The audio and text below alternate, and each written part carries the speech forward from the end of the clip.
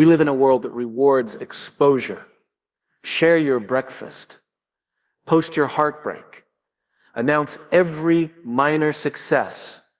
Update the world about what you're doing, how you're doing it, and who you're doing it with. But here's the paradox. The more we share, the less we actually connect. The most powerful things in life, your peace, your growth, your relationships, your vision, are built in silence, not secrecy. Silence. There is a difference. Secrecy is rooted in fear. Silence is rooted in strength. When you share your personal life with everyone, you give away control of the narrative, and worse, you open the door for the wrong voices to influence your direction. The truth is, most people don't care about your personal life the way you hope they would. Some want to know out of curiosity, others out of judgment, and a few out of love. But the ones who love you, truly love you, don't need a post or an announcement. They already know, they already feel it. Your personal life is not content, it's not public property, it's sacred ground. The most dangerous thing you can do is hand the steering wheel of your inner world to someone who hasn't earned the right to hold it. Think about it. The people who are building the deepest, strongest, most meaningful lives, they're not broadcasting every move. They're not explaining their relationships. They're not justifying their healing process. They're doing the work quietly, because transformation doesn't need applause. We've been taught that transparency equals authenticity, but that's only half the truth. Authenticity means being real. Transparency means being open. You can be real without being open with everyone. Not everyone deserves front row seats to your inner life. When you share too much too soon, you set yourself up for disappointment. When you keep certain things close, you give them room to grow without interference. We often confuse privacy with secrecy, assuming that when someone keeps things to themselves, they must be hiding something. But that assumption is built on insecurity and misunderstanding. Privacy and secrecy are not the same. Secrecy is fueled by fear, shame, or guilt. It's when you hide things because you're afraid of judgment or consequence. Privacy, on the other hand, is born out of clarity and self-respect. It's a conscious decision to protect something valuable, not because it's wrong, but because it's sacred. There's power in keeping certain things to yourself, not because you're ashamed, but because you understand their importance. Not everything has to be shared to be real. Not everything has to be explained to be valid. Some things are simply yours. Your healing, your progress, your personal relationships, your dreams that are still unfolding. These things deserve to be protected from noise, comparison, and the chaos of opinions. When you live in a culture that rewards oversharing, choosing privacy feels rebellious. You'll be questioned for not posting every detail. You'll be misunderstood for not explaining your choices.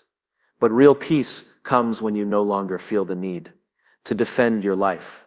You stop giving out access to people who haven't earned the right to your story. You stop inviting in judgment by oversharing your process. Privacy is a filter. It tells the world, this is mine. You don't get to shape it, you don't get to twist it, you don't get to weigh in. It keeps the focus where it belongs, on the life you're building, not the performance you're presenting. And in a world obsessed with performing, privacy is your protection. Think about your closest relationships.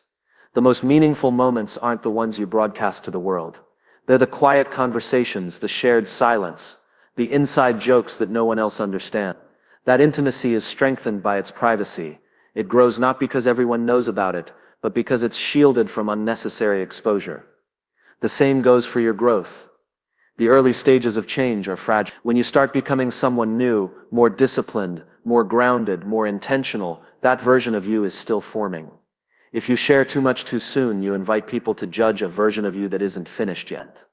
And the worst thing you can do is let outside voices influence an inside transformation. Privacy gives you the freedom to evolve without interference. You are not obligated to narrate your journey for others to understand it. You don't need approval to make your life meaningful. Privacy is the quiet confidence that says, I know who I am. I don't need you to validate it. And ironically, the more private you become, the more powerful your presence becomes. People will see the results of your peace, your growth, your discipline, and they'll wonder how you did it. But you won't need to explain, because the proof will be in your life. There's a quiet kind of power in being unbothered by the need to be seen, in doing the work in silence, in building something real without the pressure of performance. Because at the end of the day, the things that matter most, your values, your relationships, your purpose, aren't meant for everyone. They're meant for you and the few who've earned access. So no, privacy isn't about hiding. It's about honor. It's about recognizing that your life is not a spectacle, not a brand, not a show. It's a sacred process. And when you start treating it like that, you become more grounded, more focused, and more free. Not everything needs to be public to be powerful. Not everything needs to be posted to be real. Privacy is not silence out of fear. It is silence out of strength. Not everyone deserves access to your life, your thoughts, your journey, or your energy. And the sooner you understand that, the freer you become. We live in an age where boundaries are constantly blurred. Social media has made it seem normal, even necessary, to open your life up to everyone. Strangers comment on your relationships. Acquaintances form opinions about your healing. People you barely know feel entitled to your inner world. And we allow it not because we want to, but because we haven't been taught to protect our peace. Here's the truth. Access is a privilege, not a right. Just because someone is curious doesn't mean they deserve an answer. Just because they knew you at one point in your life doesn't mean they have a place in your current one. Growth means learning to be intentional about who gets a seat at your table. Not out of arrogance, but out of wisdom. Because when you give too many people access, you end up carrying too many opinions, and those opinions begin to dilute your own voice. Your peace should not be a public discussion. Your healing is not a community project. Your transformation is not something that requires approval or applause. When you're on a journey of becoming, of rediscovering who you are and what you value, the last thing you need is outside noise interrupting your clarity. People project. They judge from their level of understanding. They speak from their wounds, not your reality. And if you aren't careful, you'll start shrinking yourself to fit their expectations. Not everyone has the emotional maturity to handle your vulnerability. Some will misuse your openness for gossip, for judgment, or for their own gain. Some will pretend to listen, but they'll only hear enough to find flaws. Others will act like they support you, when in reality, they're hoping you'll fail, so they feel better about staying stuck. This is why discernment is essential. You don't need more people in your life. You need the right people, the ones who see your potential without needing every detail, the ones who respect your boundaries, not resent them. Think about the strongest people you know. They aren't loud. They aren't broadcasting every detail. They're selective, focused, rooted, because they've learned that too much access leads to too much interference. They protect their energy the way others protect their wealth, carefully and intentionally. They understand that the more you give away without thought, the more you risk losing your sense of direction. Access isn't just physical, it's emotional, mental, spiritual. Every time you explain yourself to someone who doesn't truly care, you drain a little more of your own power. Every time you open up to someone who hasn't earned your trust, you chip away at your own self-respect. It's not about building walls, it's about building filters. Not everyone gets to see the real you. Not everyone gets to know what keeps you up at night, what inspires you, what you're working on behind the scenes. That's sacred space. That's soul territory. You are not a product. You're not here to be consumed, commented on, or dissected. You are a human being navigating life just like everyone else. And you have every right to protect your journey, to choose who walks beside you, to be selective with your time, your truth, your love. So stop explaining yourself to people committed to misunderstanding you. Stop giving energy to those who only take. Start preserving your power. Start honoring your own evolution. The right people won't need constant access to validate your worth. They'll respect the distance. They'll trust the process. They'll know that even in silence, you are growing. Even in privacy, you are becoming, because not everyone deserves access to your life. And you don't owe anyone an explanation for keeping it that way. Oversharing is often mistaken for vulnerability. But in reality, it can be a disguised cry for connection, approval, or validation. In a culture that rewards constant exposure, we're subtly conditioned to believe that telling more, showing more, and explaining more somehow makes us more authentic. But true authenticity isn't about revealing everything. It's about knowing what to reveal, when, and to whom. When you overshare, especially with people who haven't earned the right to your story, you begin to blur the very lines that protect your peace, your growth, and your identity. Boundaries exist to protect your emotional and mental well-being. They are not walls to keep people out. They are gates that determine who gets to come in, how far they get to go, and what parts of you they get to experience. Oversharing is when you swing that gate open, without checking who's at the door. It invites people into spaces of your life they're not qualified to hold, and when things go wrong, you end up feeling exposed, judged, or even betrayed. That's not vulnerability, that's unfiltered access, without discernment. When you share too much too quickly, you give away your power. You allow others to interpret, misinterpret, or manipulate your truth. You hand over your story without realizing how sacred it is. And what often happens is that people start feeling entitled to more. If you're always talking about your personal life, your struggles, your goals, your relationships, people begin to expect that level of openness all the time. And when you finally try to set a boundary, it feels like a withdrawal. You suddenly appear distant or different, not because you've changed for the worse, but because you're trying to reclaim what was never meant to be fully public. Oversharing also prevents you from developing the inner muscle of self-validation. When you constantly share your struggles or milestones for public reaction, you start relying on external responses to measure your worth or progress. You're unknowingly handing over your emotional thermostat to people who may not care, may not understand, or worse, may not want to see you grow. This weakens your ability to stand firm in your own truth without needing applause or agreement. There's a quiet dignity in restraint. When you learn to hold certain things close, not out of fear but out of self-respect, you start to realize that privacy breeds strength. It gives you space to process your experiences without distortion.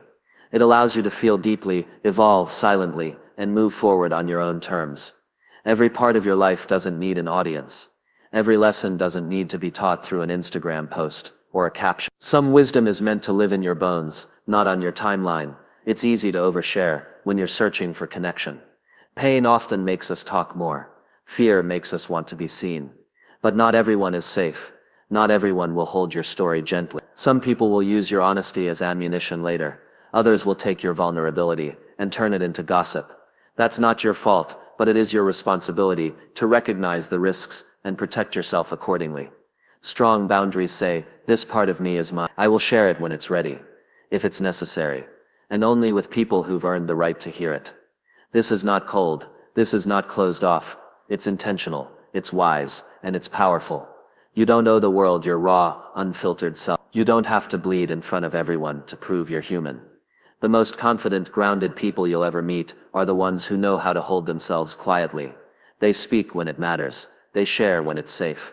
They guard their peace, like it's gold, because it is. So let go of the need to overshare. Let go of the need to constantly explain.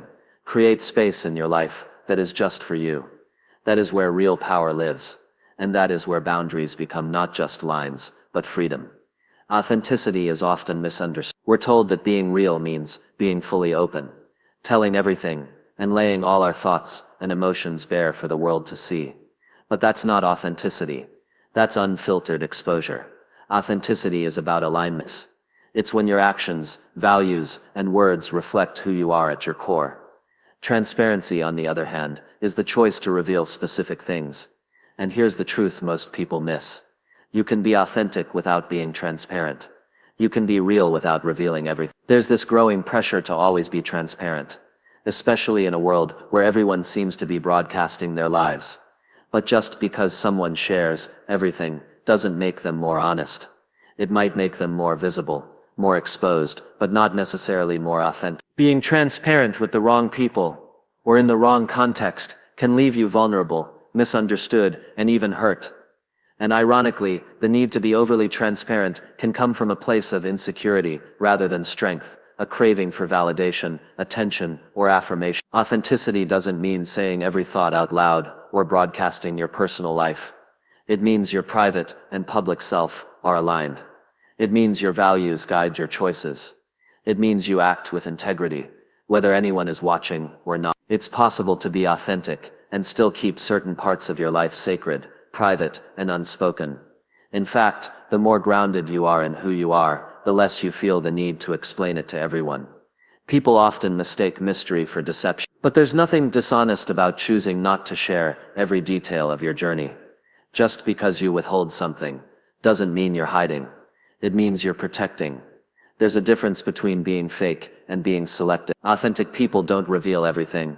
They reveal what is necessary, when it is meaningful, and to whom it matters. That's wisdom.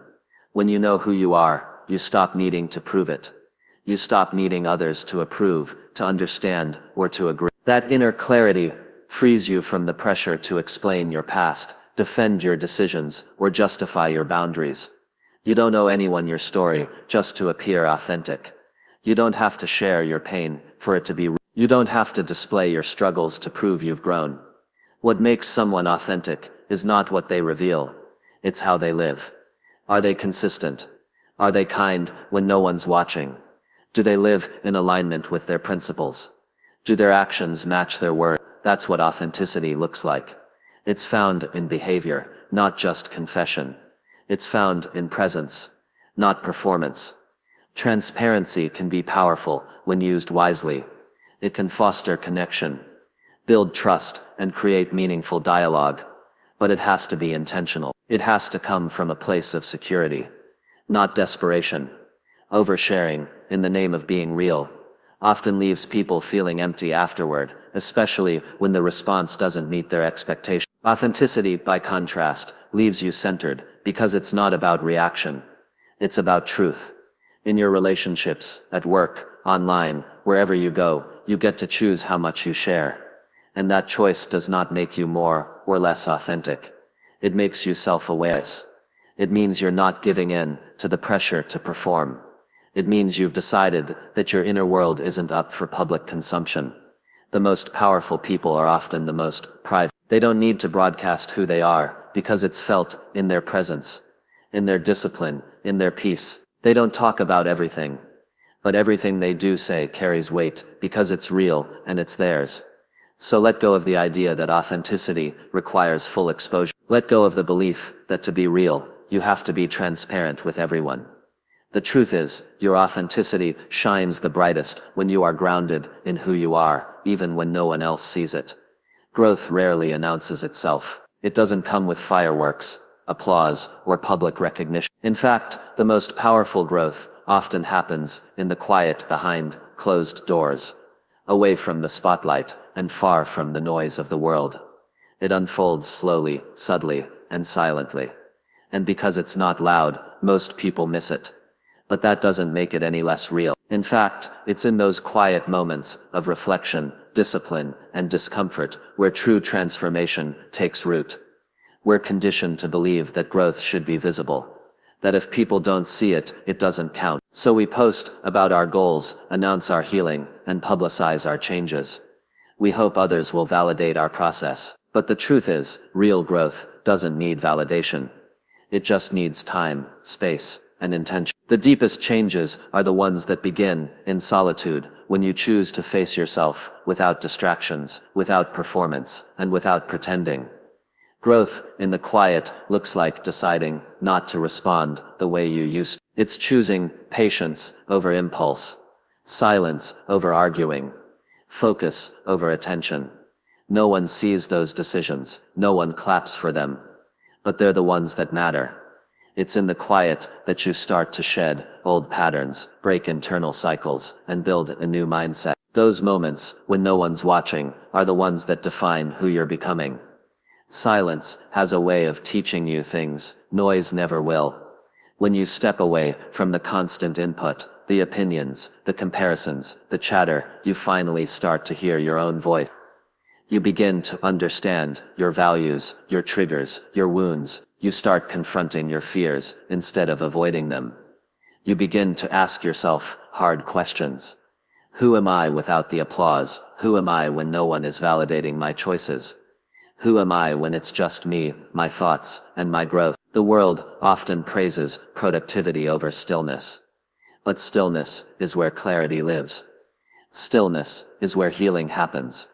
It's where your mind slows down enough for your heart to catch up. In that quiet space, you begin to see what's truly important. You start to let go, not just of people or habits, but of illusions, of unrealistic expectations, of who you thought you had to be. And this is where many people get it wrong. They mistake stillness for stagnation. They assume that if things aren't moving loudly, nothing is happening. But a seed grows in darkness before it ever breaks the surface. Roots deepen before branches appear. Progress is often invisible before it becomes undeniable. That's the nature of quiet growth.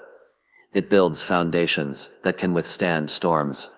You don't need to prove your progress to anyone. You don't need to explain the internal work you're doing. You don't owe the world an update every time you evolve. Let your life speak for itself. Let the way you carry yourself reflect the transformation. Let your energy shift without announcing it. There's a reason why personal growth often feels lonely.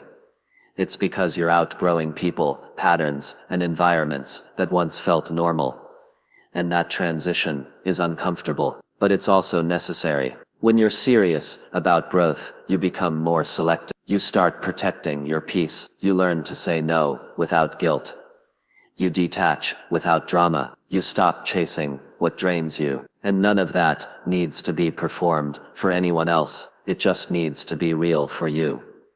So embrace the quiet seasons. Don't rush through them. Don't underestimate them. That silence you feel, it's not emptiness. It's preparation. It's the space where your next chapter is forming. It's the place where your strength is being built, not for the spotlight, but for your future. Growth isn't always about big leaps or bold moves. Sometimes it's about the small shifts, the quiet choices, the consistent effort behind the scenes. That's where the real work is done. That's where the real change happens. Not in the noise, but in the stillness. Not in the crowd, but in the quiet. We live in a world obsessed with documenting the process. Every step of every journey is filmed, posted, captioned, and explained. We've been taught that if we don't show our progress, it doesn't count. That if others can't see the work, it must not be happening. But here's the truth. Your process doesn't need to be public to be powerful. Let your results speak. Let your life be the proof. The process is for you. The results are what others will see. The need to constantly explain your process, to tell people how hard you're working, what you're sacrificing, and how much you've changed, often comes from insecurity. We want others to acknowledge our effort because we're afraid they won't understand it otherwise. But the reality is, most people won't understand your journey, even if you explain every step, and they don't need to. That understanding isn't required for your success. What's required is consistency, discipline, and trust in the work you're doing behind the scenes. Your process is sacred. It's personal. It's full of mistakes, retries, quiet victories, and moments of doubt. It's not meant to be polished or put on display. When you try to showcase the process, you often interrupt it. You begin to perform instead of evolve. You start focusing on how it looks instead of how it feels. And that can be dangerous, because the second you turn your growth into a performance, you begin editing it to be palatable for others. You start seeking approval instead of alignment. Letting the results speak doesn't mean you're hiding. It means you're focused. It means you're not wasting energy trying to convince people of your progress. You're simply doing the work quietly, consistently, relentlessly. And when the time is right, the results will speak for themselves, not in words, but in presence, in transformation, in outcomes that can't be denied. There's a certain dignity in staying silent while you grow, in being so focused on building something real that you don't have time to talk about it. People might underestimate you. Let them. People might question you. Let them, because soon enough, they'll see the discipline in how you show up. They'll see the change in how you carry yourself. They'll see the results, and that will say everything. The process is where your character is forged. It's where your strength is tested. It's where you fail and rise, break and rebuild. That part of the journey is for your eyes only. That's the work no one applauds. That's the work that matters most. When you stay committed in the dark, the light will eventually find you. But only if you keep showing up without the need for constant recognition. The most grounded, impactful people you'll ever meet are those who don't feel the need to announce what they're doing. They don't talk about the hours they're putting in. They don't justify their boundaries or broadcast their discipline. They just keep showing up. And when the results arrive, it's not surprising. It's inevitable. Let your actions make the noise. Let your results become the message. When your life begins to change, your energy, your relationships, your mindset, people will feel it. You won't need to explain it. You won't need to prove anything. You'll simply be living it. And that's the power of silence in the process. It creates a space where the work becomes real, where growth is untainted by public pressure, where success is built on substance, not spectacle. So stop feeling the need to narrate every step. Stop pausing to explain yourself. Stay in motion, stay in the process, protect it, respect it. Because the ones who are truly growing don't talk about it every day. They're too busy becoming, and when they finally speak, they don't say much. They just walk in, and the room feels it. That's what it means to let your results speak.